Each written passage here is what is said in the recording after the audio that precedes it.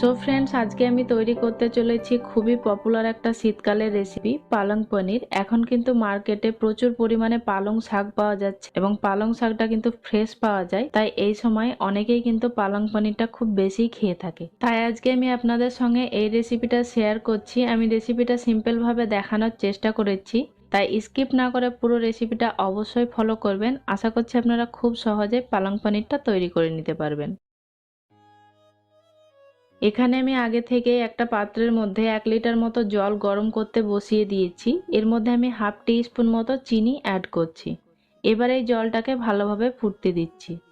জলটা প্রায় ফুটতে শুরু করেছে। এখন আমি এর মধ্যে অ্যাড করে দিচ্ছি পালং শাক। শাকটাকে আমি আগে থেকে ভালোভাবে বেছে রেখেছি। এখানে আমি 300 গ্রাম পালং শাক নিয়েছি। সেই সঙ্গে আমি অ্যাড করছি একটা কাঁচা লঙ্কা। যেহেতু লঙ্কাটা খুব ঝাল আছে তাই আমি একটা ইউজ করছি। আপনারা ঝালটা অবশ্যই নিজেদের স্বাদ মতো অ্যাড করে নেবেন, তবে এখানে অবশ্যই কাঁচা লঙ্কাটাই ইউজ করবেন। এবং এটাকে ঢাকা দিয়ে সেদ্ধ হতে দিচ্ছি 2 মিনিটের জন্য। ফিরলাম আমি 2 মিনিট পর। একবার চেক করে নিচ্ছি শাকটা সেদ্ধ হয়েছে কিনা। শাকটা এখনো শক্ত মনে হচ্ছে, তাই আরো কিছুক্ষণ সময় ধরে এটাকে আমি সেদ্ধ করে নেব।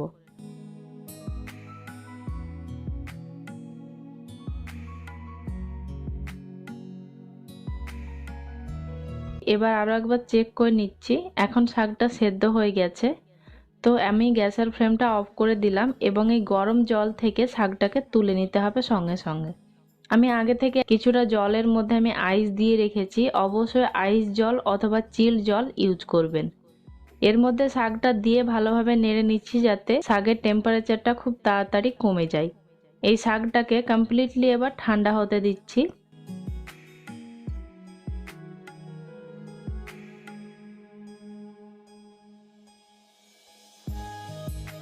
শাকটা যখন সম্পূর্ণভাবে রুম টেম্পারেচারে চলে আসবে, শাকের এক্সট্রা জলটাকে আমি নিংড়ে নিচ্ছি এবং এই শাকটাকে মিক্সার গ্রাইন্ডার জারের মধ্যে দিয়ে লঙ্কা সহ খুব ভালোভাবে পেস্ট করে নিচ্ছি।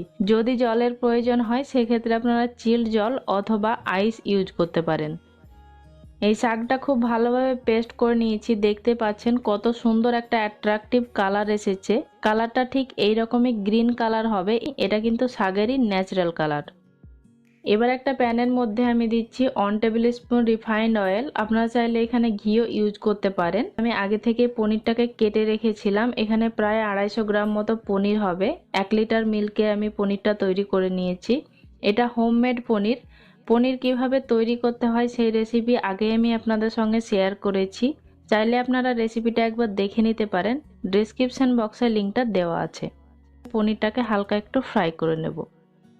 পনিরটা ভাজা হয়ে গেছে। এখন আমি পনিরটাকে তুলে নিচ্ছি। আপনারা চাইলে কাঁচা পনিরও এই রান্নাতে ব্যবহার করতে পারেন। এবার এর মধ্যে আরো আমি 1.5 টেবিল স্পুন মতো রিফাইন্ড অয়েল ইউজ করছি। তেলটা গরম হয়ে এলে এর মধ্যে আমি অ্যাড করছি 1/4 টিস্পুন গোটা জিরে এবং দিচ্ছি আমি 3 টেবিল স্পুন মতো পেঁয়াজ কুচি। পেঁয়াজটা একটু ভেজে নেব। পেঁয়াজটা যখন সফট হয়ে আসবে তখন আমি এর মধ্যে অ্যাড করে দিচ্ছি হাফ টেবিল স্পুন মতো আদা রসুনের পেস্ট।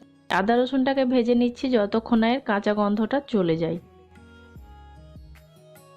আদা রসুনের কাঁচা গন্ধটা চলে গেলে এই কুকিং প্রসেসটাকে থামানোর জন্য আমি কিছুটা জল ইউজ করছি। এর মধ্যে অ্যাড করছি 1 টিস্পুন ধনের গুঁড়ো এবং দিচ্ছি 1/4 টিস্পুন লঙ্কার গুঁড়ো। দিচ্ছি এখানে আমি হাফ টিস্পুন লবণ। এর থেকে বেশি কিন্তু লঙ্কার গুঁড়ো ইউজ করা যাবে না, সেই ক্ষেত্রে এই শাকের কালারটা কিন্তু চেঞ্জ হয়ে যেতে পারে। এবার এই মশলাটাকে একটু কষিয়ে নেব। মশলাটা ভালোভাবে কষানো হয়ে গেছে। মশলার গা থেকে তেলটা কিন্তু আলগা হয়ে গেছে। এবার আমি এর মধ্যে অ্যাড করে দিচ্ছি পেস্ট করে রাখা শাকটা এবং খুব ভালোভাবে এই মশলার সঙ্গে শাকটাকে আমি কষিয়ে নেব।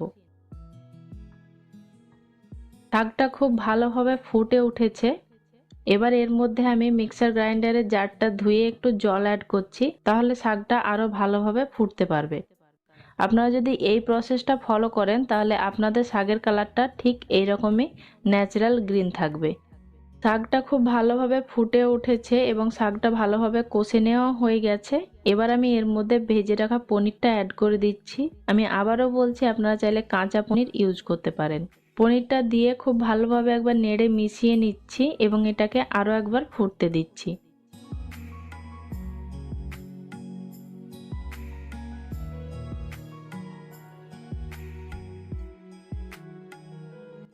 এবার আমি এর মধ্যে অ্যাড করে দিচ্ছি কিছুটা কাসুরি মেথি। এবার আমি এর মধ্যে দিচ্ছি 3 টেবিল স্পুন মতো ফ্রেশ ক্রিম। ফ্রেশ ক্রিম যদি না থাকে সেই ক্ষেত্রে দুধের যে মোটা সরটা থাকে সেই সরটাকে একটু পেস্ট করে নিলেই হয়ে যাবে।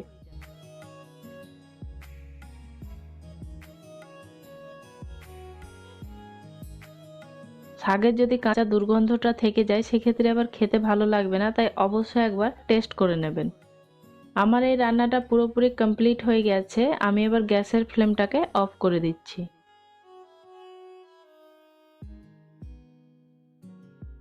আমি এই পালং পনিরটা একটা বাউলের মধ্যে তুলে নিয়েছি। এবার আমি এর মধ্যে একটু তড়কা দিয়েছি। তো আমি ঘিয়ের মধ্যে কিছুটা গোটা জিরে এবং দুটো শুকনো লঙ্কার ফোড়ন দিয়ে নিয়েছি। চাইলে আপনারা এখানে 2 কোয়া রসুন কুচিও ইউজ করতে পারেন।